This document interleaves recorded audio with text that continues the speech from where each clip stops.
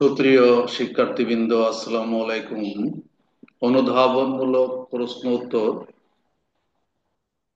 ভূগোল, প্রথম পত্র, অষ্টম অধ্যায়, সমুদ্র স্রোত ও জোয়ার ভাটা, একাদশ, দ্বাদশ এবং এইচএসসি পরীক্ষার্থীদের জন্য আজকে আমার এই অধ্যায়ে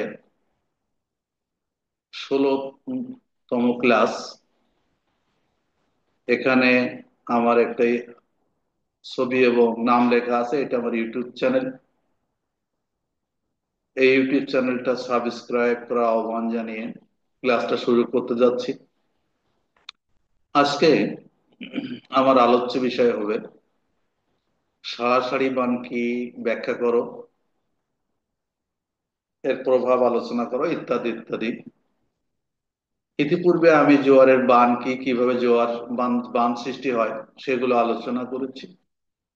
তাহলে আজকে আমরা দেখি সারাসারি বান কি, সেটা সম্পর্কে একটু আলোচনা করার চেষ্টা করি। প্রশ্নটা অত্যন্ত সহজ, বুঝতে হবে। একটু পড়ি, তারপরে আমি ব্যাখ্যাটায় আসি। বর্ষাকালে স্বাভাবিক কারণেই নদীতে জলের পরিমাণ ও বেগ বেশি থাকে। এটা স্বাভাবিক একটা ঘটনা। বর্ষাকালে স্বাভাবিক কারণেই নদীতে জলের পরিমাণ এবং বেগ বেশি থাকে। এই সময় জোয়ারের জল নদীর মোহনায় প্রবেশ করলে জোয়ার ও নদীর স্রোত, এই বিপরীতমুখী দুই স্রোতের মধ্যে সংঘর্ষ হয়। এর ফলে নদীর জল প্রবাহ শব্দ সহকারে প্রচন্ড স্ফীত হয়ে ওঠে। বর্ষার সময় সাধারণত জুলাই আগস্ট মাসে হুগলি নদীতে এমনিতেই জল প্রবাহ খুব বেশি থাকে। এই সময় হুগলি নদীতে যে প্রবল বান আসে, তার জন্য হুগলি নদীর জল প্রায় 7-8 মিটার পর্যন্ত উঁচু হয়ে ওঠে। দুটি প্রাপ্তবয়স্ক ষাঁড়ের মধ্যে লড়াইয়ের সময় যে প্রবল গর্জন শোনা যায়, এই বান আসার সময় অনেকটা ওই রকম আওয়াজ পাওয়া যায় বলেই একে সারাসারি বান বলা হয়। মনে রাখতে হবে, সারাসারি বান হলো বিশেষ একটি নদীর বিশেষ সময়ের বান। তাহলে এখানে আমরা চিত্রটা একটু ব্যাখ্যায় আসি। এখানে একটা সমুদ্র আছে, এখানে একটা নদী আছে। বিশেষ করে এটা মনে করি এটা হুগলি নদী। ভারত এবং বাংলাদেশের এই জায়গাটা, এই নদীটা, এই যে বাংলাদেশ, বাংলাদেশ পার্শ্ববর্তী অঞ্চল দিয়ে এই নদীটা বয়ে গেছে, হুগলি নদী। মনে করি এইটা হুগলি নদী।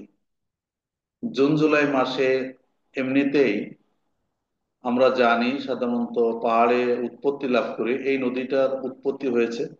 ধরো আমাদের গঙ্গা থেকে হিমালয় পর্বত, সেটা পরের কথা। নদীর স্রোতটা এদিকে প্রবাহিত হচ্ছে।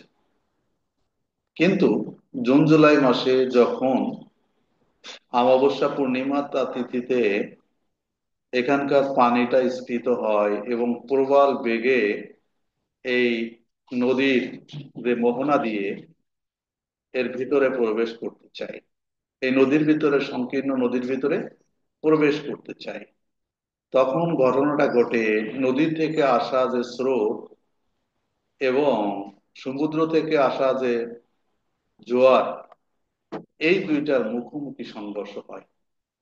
এই জায়গায় এসে মুখোমুখি যখন সংঘর্ষ হয় এবং পানির স্ফীতিটা অনেক বেড়ে যায়, বেড়ে যাওয়ার ফলে এই পানি তার চতুর্পাশে উপকূলীয় অঞ্চলকে, মোটামুটি স্থলভাগকে ভাসিয়ে নিয়ে যায়।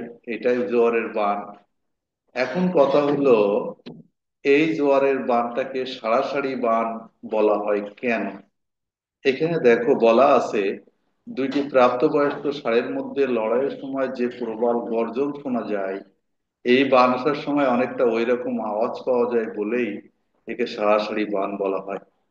তাহলে এই বানটা যখন আসে, এই টাইডাল বোর্ড যখন আসে, তখন এই জোয়ারের যে পানি এবং নদীর যে স্রোত, এর যে মুখোমুখি সংঘর্ষটা হয় এমনই যে দুইটা ষাঁড় মুখোমুখি যুদ্ধরত অবস্থায় থাকলে, লড়াইয়ের অবস্থায় থাকলে যে আওয়াজ পাওয়া যায়, যে গর্জন পাওয়া যায়, তদ্রূপ গর্জন করতে করতে এই পানিটা ফুলে ওঠে।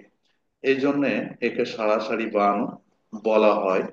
এখানে বলা হয়েছে যে সাড়াসাড়ি বান হলো বিশেষ একটি নদীর বিশেষ সময়ের বান। বিশেষ একটি নদী বলতে এখানে হুগলি নদীকে বোঝানো হয়েছে।